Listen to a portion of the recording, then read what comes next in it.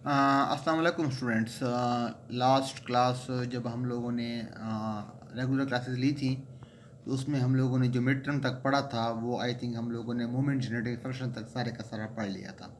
तो वही हमारा मिड का कोर्स था और तो मैंने ये कहा था कि उसके बाद हम लोगों टर्मिनल के लिए कंटिन्यू करेंगे। ठीक है, अब चूँकि मिड वाला कोर्स तो हो गया अब आपका, तो कोविड की वजह से जो कंडीशन बनी है उसमें हमारी तकरीबन सारी क्लास ऑनलाइन है। तो ऑनलाइन कोर्सेज में हम लोग जो न्यू चैप्टर स्टार्ट कर रहे हैं वो हम स्टार्ट कर रहे हैं प्रोबेबिलिटी डिस्ट्रीब्यूशन।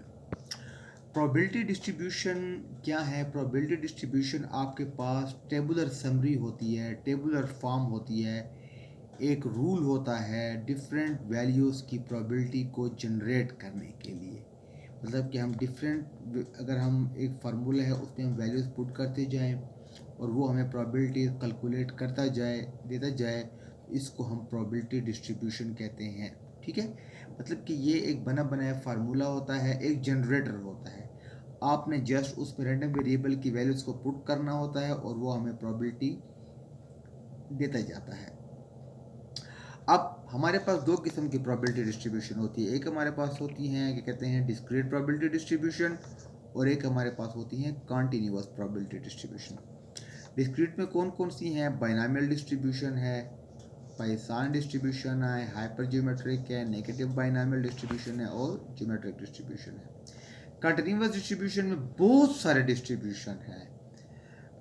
राउंड अबाउट अगर मैं गलती पे ना हूँ तो 50 के करीब डिस्ट्रीब्यूशन है कंटिन्यूअस में। लेकिन चूँकि हमने हमने 50 नहीं पढ़नी, हमारे कोर्स में सिर्फ और सिर्फ यही जो 7 डिस्ट्रीब्यूशन है जो कि हमारे कोर्स में शामिल हैं। कौन कौन से हैं? यूनिफॉर्म डिस्ट्रीब्यूशन है, गैमा है, एक्सपोनेंशियल डिस्ट्रीब्यूशन है, बीटा है। फिर बीटा की फर्दर 2 टाइप्स हैं, beta of first kind and beta of second kind हो गया, नॉर्मल डिस्ट्रीब्यूशन हो गया, काई स्क्वायर डिस्ट्रीब्यूशन हो गया और टी डिस्ट्रीब्यूशन हो गया।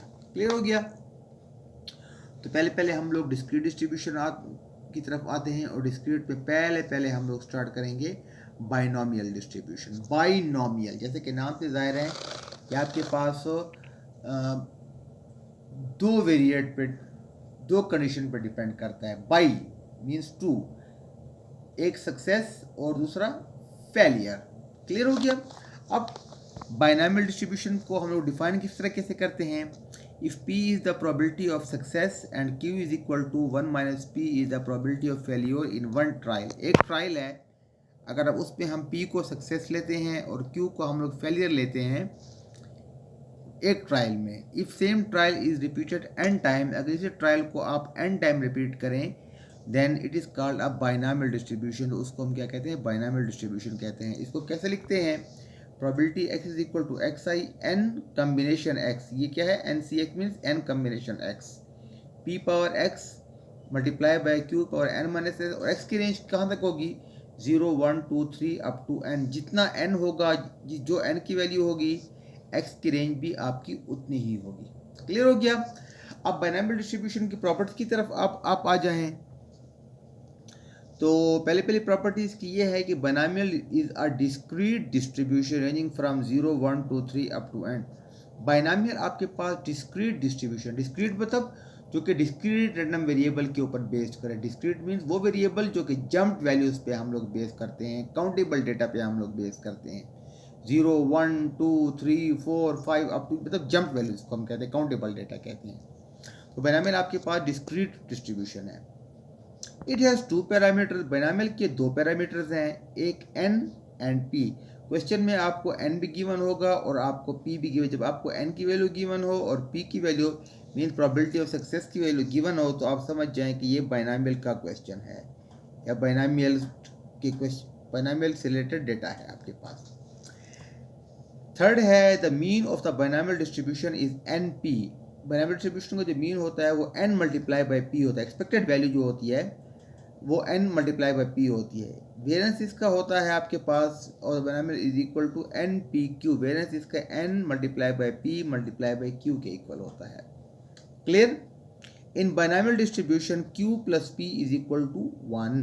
एक बात याद रखें कि जब आप बाइनोमियल में Q की वैल्यू को और P की वैल्यू को अगर आप ऐड करते हैं तो उसका answer must be equal to 1 आना चाहिए।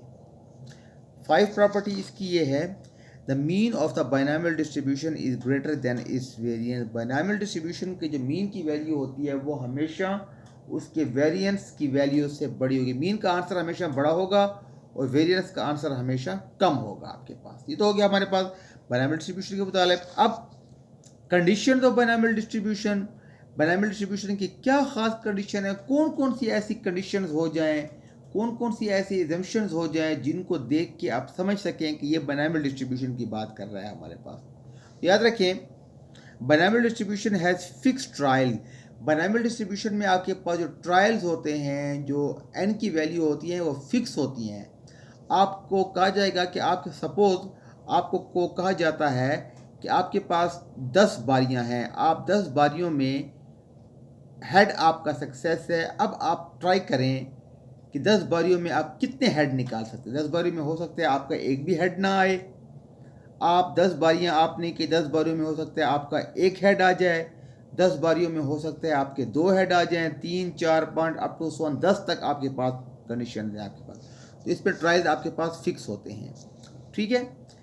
सेकंड क्या है, each trial contain 2 outcomes either success और फेलियर। आपके पास जितने ट्रायल हैं उसमें 2 आउटकम्स होते हैं, बाइनोमियल से रिलेटेड निकला है। तो या आपका सक्सेस आएगा या आपका फेलियर आएगा। फेलियर आएगा मीन्स अगर आप कॉइन को फ्लिप करते हैं तो या हेड आएगा या आपका हेड नहीं आएगा। आएगा तो सक्सेस है, नहीं आएगा तो फेलियर है। अच्छा, all the trials are independent. जितने भी ट्रायल्स होंगे वो सारे के सारे इंडिपेंडेंट होंगे। मतलब कि एक बार हेड आने का दूसरी बार हेड आने से कोई रिलेशन नहीं है। सारे के सारे ट्रायल आपके पास इंडिपेंडेंट हैं। ये कहता है the probability of success is same for each trial. Her trial में जो सक्सेस की प्रोबेबिलिटी है वो सेम होगी।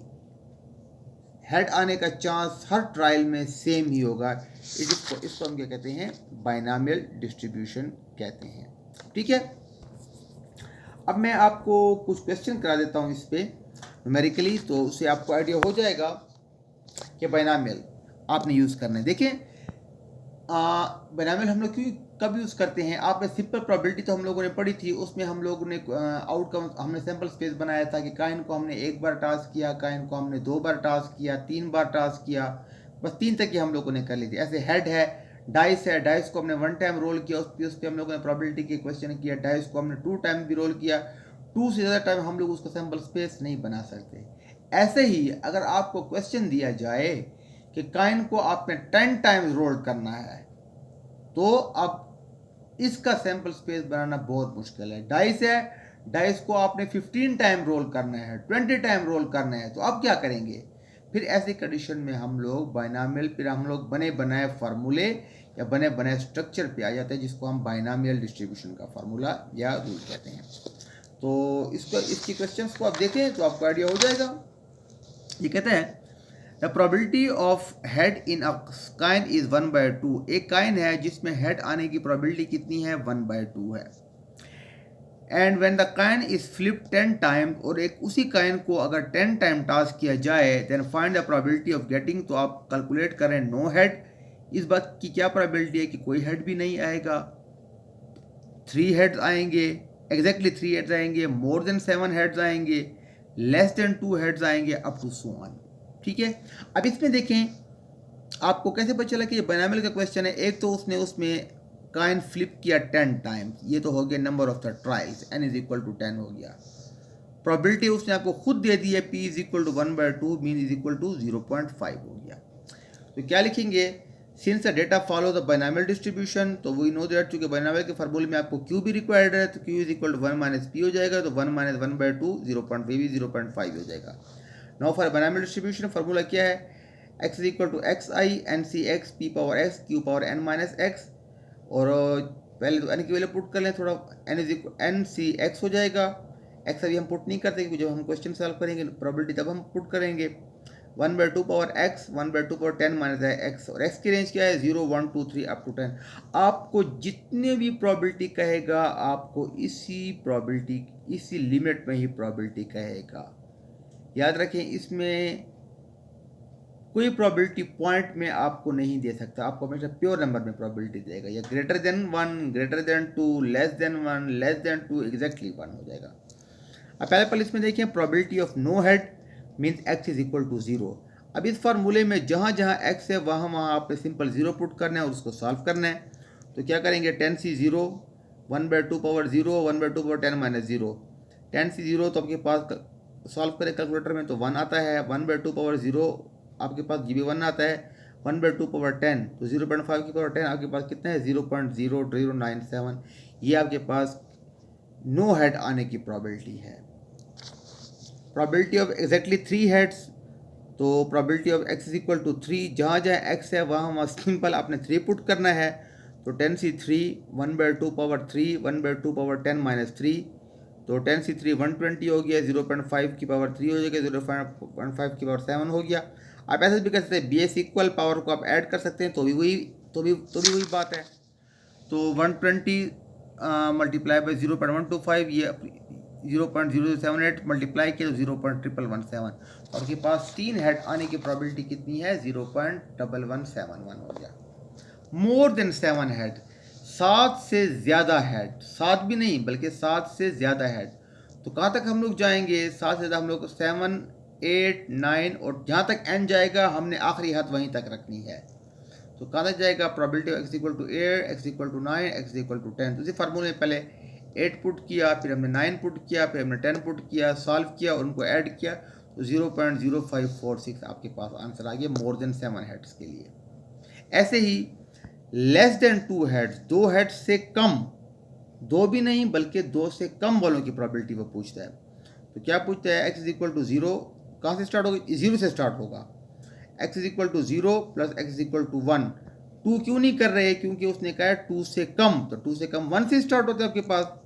तो x इज इक्वल टू 0 आप पहले से कैलकुलेट कर चुके हैं, जो आपने पहले से कैलकुलेट किया हुआ है उसको दोबारा करने की ज़रूरत नहीं है। ये देखें, ये आप पहले से x इज इक्वल टू 0 को आप पहले से कैलकुलेट कर चुके हैं।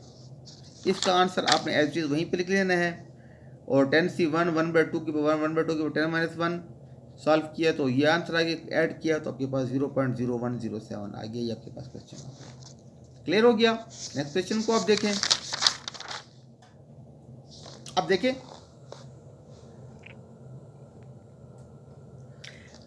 Late x be follow a binomial distribution with n is equal to 3 and p is equal to 0.4। एक binomial distribution है जिसका x is equal to 3 है और p is equal to 0.4 है।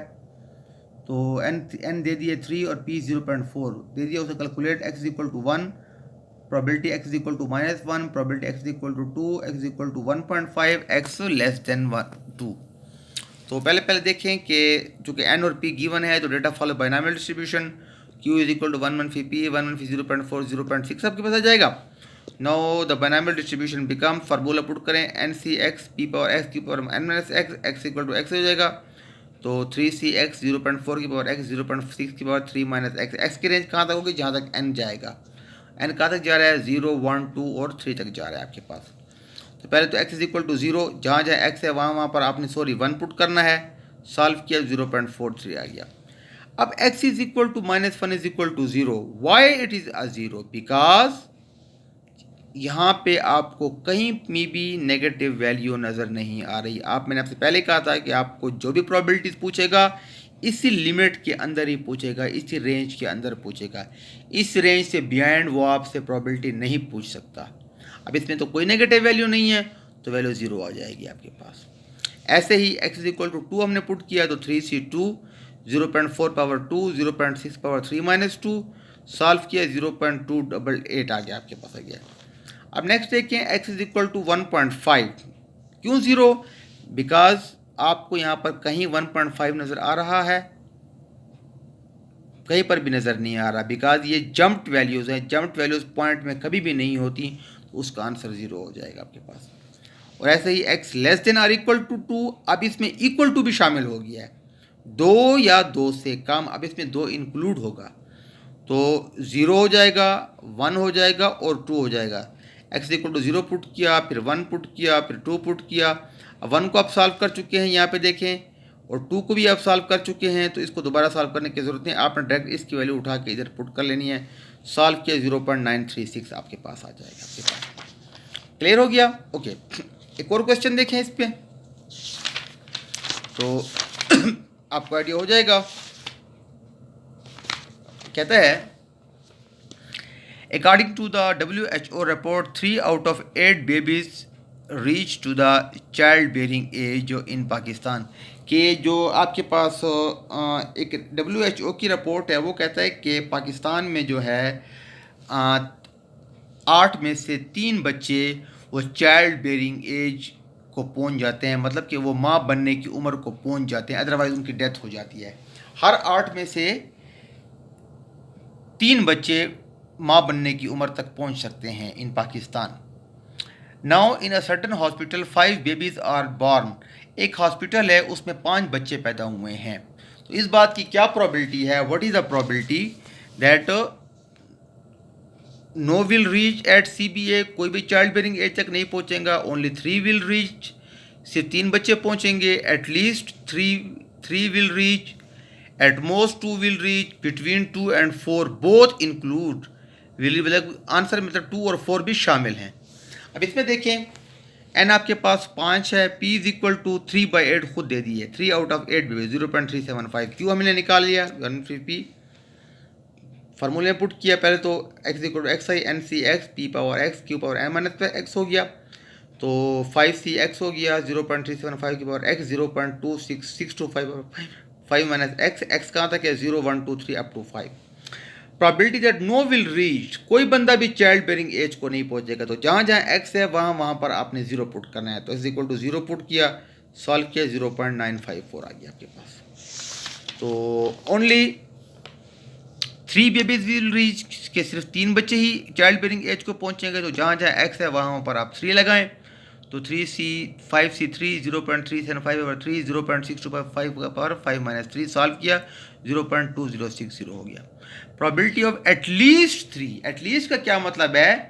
3 या 3 से ज़्यादा। मैंने आपको इस एग्जाम्पल भी थी क्लास में कि फ़र्ज़ किया आपसे आपका कोई दोस्त कहता है कि मुझे कुछ पैसे चाहिए, तो आप उसे कहते हो कितने चाहिए, तो वो कहते हैं कि कम अज़ कम मुझे 100 रुपये चाहिए, मीन्स 100 या 100 तो या 100 से ज़्यादा, 100 से कम उसको नहीं चाहिए। तो 3 या 3 से ज़्यादा, तो 3 से ज़्यादा हम लोगों ने कहाँ तक जाना है? जहाँ तक n की हद है, तो x is equal to 3, x is equal to 4 और आखिरी हद उसकी 5 है, तो वही पुट करें, जहाँ जहाँ x है वहाँ पर 3 पुट करें। इसको पहले हमने सॉल्व किया हुआ है 3 के लिए, देखें 4 x की जगह पर 4 पुट करें, x की जगह पर 5 पुट करें, तीनों को सॉल्व करें और आंसर कितना है 0.275 हो गया। प्रोबेबिलिटी ऑफ एट मोस्ट 2, ज़्यादा से ज़्यादा 2, कम जितने भी हो जाएं, तो less than or equal to 2 हो जाएगा, मतलब कि 2 या 2 से कम, तो x इक्वल टू 0 हो जाएगा, 1 हो जाएगा और 2 हो जाएगा। तो पहले 0 पुट किया, पहले सॉल्व कर चुके हैं, x इक्वल टू 1 वाला हमने किया हुआ है, x इक्वल टू 2 वाला भी 5 से 2 हो जाएगा, 0.35 के ऊपर 2 और 0.625 के ऊपर 5 माइनस फिर 2 हो जाएगा। सॉल्व किया, ये आंसर आया, इसको सॉल्व किया, आंसर ये सारा का सारा आंसर आपके पास 0.724 आ गया। बिटवीन 2 to 4 बोथ इंक्लूड है, मतलब 2 और 4 के दरम्यान, जिसमें 2 और 4 भी इंक्लूड हैं, वो मेंशन करेगा कि 2 और 4 इंक्लूड हैं या नहीं है। तो 2 से लेकर 4 के दरम्यान 2 3 4, 2 वाला भी आपने सॉल्व किया हुआ है, देखें 3 वाला भी आप सॉल्व कर चुके हैं, ये देखें x इक्वल टू 3 वाला भी सॉल्व कर चुके हैं और 4 वाला भी कर चुके हैं, 0.611 आपके पास आंसर आ गया। क्लियर हो गया? ओके, अब एक और क्वेश्चन देखें इसका, बाइनोमियल का। ये क्वेश्चन कहता है कि देयर आर 60% चांस दैट एनियम एल्बोनियम plant will grow in a certain soil. एक पौधे का नाम है एनियम एल्बोरियम, कि एक 60% चांस है कि एक पौधा जो है वो ग्रो करेगा, पैदा होगा एक सर्टन सॉइल में, एक ज़मीन में। The researcher has use 12 seeds of a certain plant. एक रिसर्चर ने क्या किया, उस पौधे के 12 बीज उसने ले लिए। What is the probability that no plant will grow, तो क्या प्रोबेबिलिटी है कि इस 12 में से एक बीज भी पैदा नहीं होगा। All the plants will grow, 12 के 12 बीज पैदा हो जाएंगे। Between 7 to 10 plants will grow, 7 और 10 के दरमियान प्लांट जो हैं वो ग्रो करेंगे। तो N12 हो गया, P 60% हो गया, 60 डिवाइड बाई 100 0.6। जो चीज़ परसेंटेज में दे दी जाए तो समझ जाए कि वो आपको P की वैल्यू दे रहा है। ये देखें, ये P की वैल्यू उसने आपको दे दी है और N12 दे दिया। तो 60 divide by 100 0.6, Q is equal 1 फी P 1 0.6 0.4 आ गया। Data follow binomial, x equal to X I N C X P power X Q power n minus X हो गया। 12cx हो गया, 0.6 की पावर x हो गया, 0.4 की पावर 12 मनफी x हो गया, x equal to 0 1 2 up to 12 तक हो जाएगा। तो पहले क्या है, आपने क्या करना है, नो प्लांट विल ग्रो, कोई प्लांट ग्रो नहीं करेगा। All the plant will grow, 12 के 12 पौधे, x इक्वल 12 हो जाएगा। बिटवीन 7 to 10 प्लांट, 7 और 10 के दरमियान प्लांट। अब इस पर 7 और 10 इंक्लूड नहीं है, तो इसको आप लोग सेम उन क्वेश्चन की तरह खुद ट्राई कर लें। क्लियर हो गया? आई होप स्टूडेंट आपको बाइनॉमियल डिस्ट्रीब्यूशन के क्वेश्चन के मुताबिक कुछ आइडिया हो गया होगा। तो फिर भी अगर आपको कोई कन्फ्यूजन हो तो आप मुझसे पूछ सकते हैं। तो इंशाल्लाह नेक्स्ट क्लास में हम इसकी जितनी प्रॉपर्टीज हैं, इसका mean, variance, moment generative function, उसको हम थ्योरेटिकली प्रूफ करने की कोशिश करेंगे। ठीक है, थैंक यू सो मच।